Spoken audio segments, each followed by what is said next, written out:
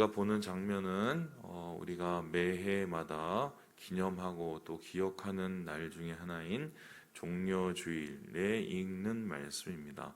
이 종려주일이라는 것은 무엇입니까? 바로 오늘 이 많은 이스라엘 백성들, 특별히 예루살렘 주민들이 종려나무 가지를 들고 예수님을 환영했던 그 상황을 얘기하죠. 이때 예수님을 환영했던 사람들의 모습을 오늘 요한은 이렇게 기록하고 있는데요. 우리 함께 13절의 말씀을 같이 한번 읽어보도록 할까요? 시작.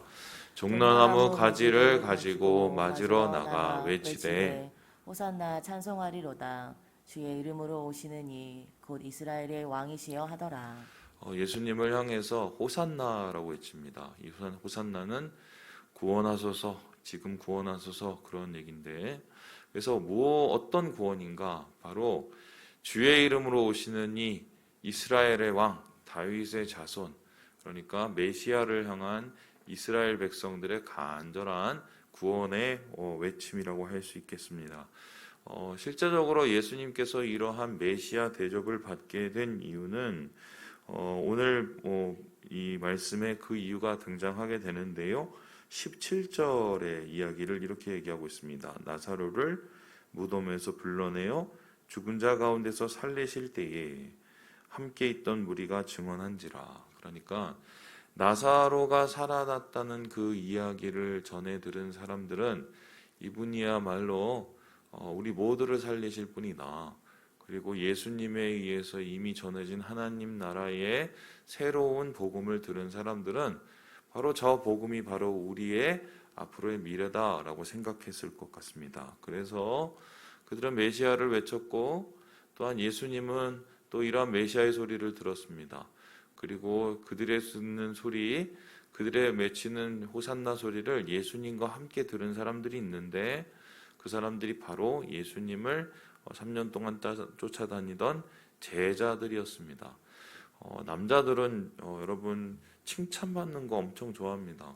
그래서 남자들이 칭찬을 못 받으면 그 다음에 하는 짓거리가 있는데 허세를 부려요. 허세를 왜 부리느냐? 그렇게 자기를 드러내고 인정받고 싶은 그런 마음 때문이죠.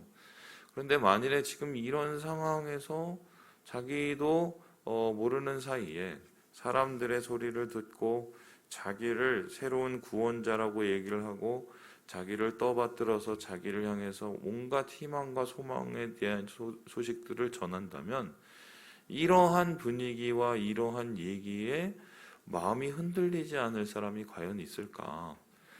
저만 해도 뭐 좀 잘하고 칭찬을 해주면 우쭐하고 또한 그것 때문에 없던 힘까지 나게 되는데, 오늘 예수님은 어떻게 보면은 이 상황에 섰었을 때 아마 지난 3년 반의 여러 고생들을 한꺼번에 뭔가 보상받는 듯한 그런 느낌이 들었을 수도 있겠다라는 생각이 듭니다. 그런데 오늘 이러한 모습 속에 예수님은 들뜨거나 아니면 그것 때문에 기뻐하거나 아니면 이러한 상황 때문에 자기의 인생을 다시 한번 계획하는 그런 일은 나타나지 않습니다.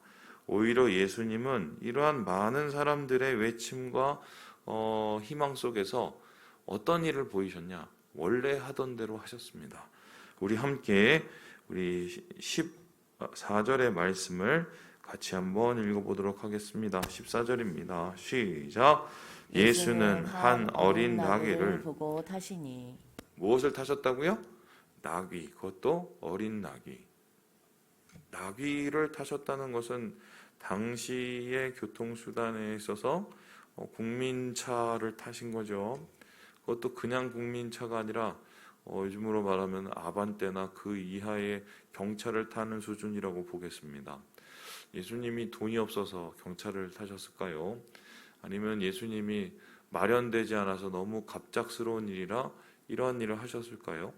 흥미로운 것은 다른 복음서에 보면은 이 나귀를 데려오는 장면이 등장합니다. 어떻게 나타나나요? 가서 그 주인에게 주인이 쓴다, 내가 쓴다고 얘기를 하라. 뭐 이러한 얘기를 또 듣고 또 빌려줘요. 아주 되게 신기한 상황으로 나귀를 빌려오게 되는데요.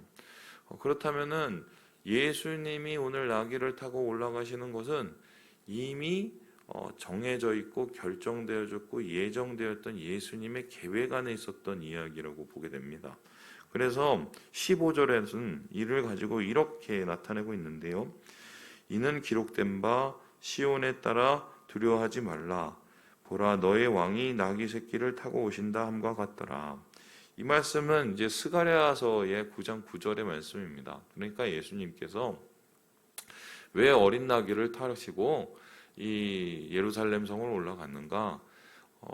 예수님께서 원래 하시던 대로, 하나님께서 원래 계획하신 대로, 그리고 선지자가 예언한 대로 꿋꿋이 그 길을 간 것입니다. 나 같으면 이러한 분위기면 말을 타고 가거나 마차를 몰고 갈 수도 있지 않겠습니까? 그런데 예수님은 그렇게 하지 않으셨어요. 그냥 하던 대로 하십니다. 하던 대로 하셔요. 제자들은 아마 이것이 잘 이해가 되지 않았던 것 같아요. 그래서 이 일에 되게 의아했던 부분이 있었던 것 같습니다. 그리고 이 말씀 전에 여러분 아시겠지만 이 300데나리온이라는 돈의 한 달하는 그 향유 옥합을 예수님의 머리에 부어서 이걸 가지고 옥신각신한 얘기가 등장하는 것을 보게 되죠. 그렇다면 이제 그들의 머릿속에는 상당한 계산이 있었다는 소리인데요. 그런데 자기들의 세상적인 세속적인 계산으로는 예수님의 이러한 행동이 전혀 이해되지 않았습니다. 그래서 16절에 이 제자들의 이 반응을 이렇게 기록하고 있지요. 우리 같이 한번 읽어보도록 하겠습니다. 시작. 제자들은 처음에 이 일을 깨닫지 못하였다가 예수께서 영광을 얻으신 후에야 이것이 예수께 대하여 기록된 것임과 사람들이 예수께 이같이 한 것임이 생각났더라. 제자들은 깨닫지 못했다고 얘기합니다. 나중에 깨달았다고 얘기합니다. 그 나중에 깨닫은 때가 언제냐면 영광을 얻으신 후란 겁니다. 그 영광이 뭡니까? 예수님께서 죽음을 이기시고 다시 살아난 부활의 영광을 뜻하는 것이지요. 그렇다면은 제자들은 최소한 십자가 죽음을 보고 죽음 후 사흘 후에 다시 살아나신 예수님을 만날 때까지는 예수님의 이러한 행동을 다 이해하지 못한 겁니다. 그런데 과연 오늘 어린 나귀만 탄 이 행동만 이해하지 못했을까요? 이 요한복음의 이전에 계속돼서 반복되었던 표현들을 보면 나중에 깨달았다는 얘기가 계속적으로 이어집니다. 그리고 심지어는 복음서에도 이 같은 이야기가 오는데요. 그러면 이런 겁니다. 제자들은 도대체 예수님을 3년을 쫓아다니면서도 도대체 이해가 안 되는 거예요. 근데 왜 저러지? 왜 저러지? 좀 특이하신 분이네. A병인가? 뭐 이렇게 생각했는지 모르겠어요. 그런데 예수님은 그런 것도 아랑곳하지 않고 어떻게 해요?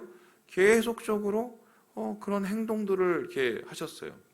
이게 얼마나 이 제자들에 대해서 의아했으면 제자들이 이걸 기억을 할 정도죠. 그리고 나중에 보니까 그게 다 깨달은 정도의 수준입니다. 그렇다면 이 얘기는 이렇게 볼 수 있는데요.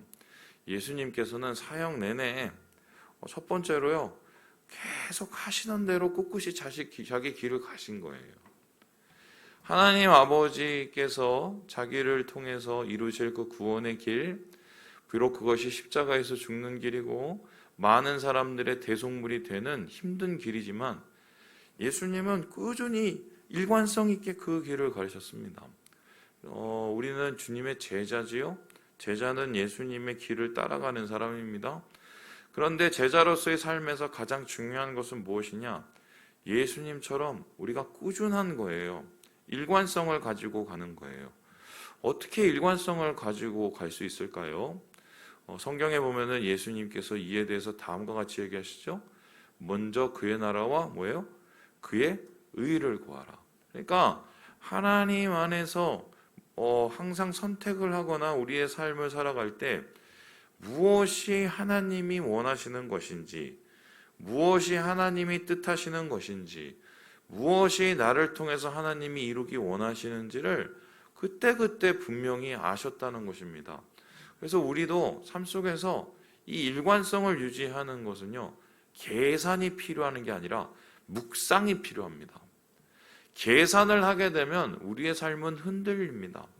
하지만 주님의 뜻을 찾고 말씀을 묵상하면 우리의 삶은 다시 그 방향성을 찾게 됩니다. 예수님께서 바로 이러한 하나님의 뜻을 따라가는 그 마음, 그러한 예수님의 순전함과 또한 온전한 그 마음 때문에 주님은 일관성 있게 하나님 아버지의 길을 가셨다. 오늘 그것을 첫 번째로 찾아볼 수 있게 되는 거죠.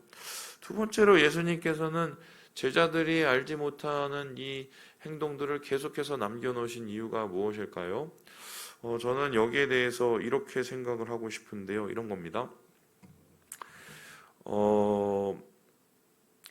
어릴 때 어머니 아버지가 어떤 한 행동을 하면 그 이해가 잘 안 되잖아요. 그죠? 그런데 나중에 내가 애 낳고 보면은 이해가 되는 행동들이 있습니다. 왜 그때 어머니가 그러셨는지, 아버지가 왜 그러셨는지 이해가 되지요. 그런데 아버지, 어머니들은, 부모님들은 자녀가 그것을 이해할까 말까 보다 더 중요한 게 뭐예요? 자녀들에게 무엇이 도움이 될까를 생각합니다. 그죠? 그렇다면은 예수님께서도 마찬가지인데 사람들의 인정, 특별히 제자들의 인정을 바라시고 행동을 하신 게 아니라 무엇이 제자들을 위해서 도움이 되고 무엇이 이 온 무리들에게 가장 도움이 될지를 생각하시고 행동하신 거예요. 일종의 미리보기라고 할 수 있겠죠. 나중에 되면 깨닫는, 나중에 되면 이게 맞는, 나중에 되면 비로소 예수님의 마음을 이해할 수 있지만 그러한 과정 속에서 예수님은 그들의 인정이 아니라 그들의 이로움을 위해서 제자들이 그들의 깨달음을 위해서 계속적으로 행동을 하셨단 말입니다. 이게 말은 쉬운데요. 되게 외로워요. 여러분 해보시면 알죠. 이 행동을 하면은 당장 뭔가 해결이 될 것 같으나 나중에 없는, 하지만 우리 아이들을 위해서, 나중을 위해서 내가 희생하고 내가 외로워지는, 예수님께서는 이러한 행동을 하셨고요. 이러한 행동 끝에 아마 나중에 부활 후 예수님의 삶을 다시 돌아보고 예수님의 말들을 다시 돌아본 제자들은 분명히 예수님에 대해서 고마워했을 거예요. 아, 이때 우리가 이렇게 어리석었구나. 그런데 주님은 이렇게 우리를 사랑하셨구나. 아, 그때 우리가 그렇게 멍청했구나.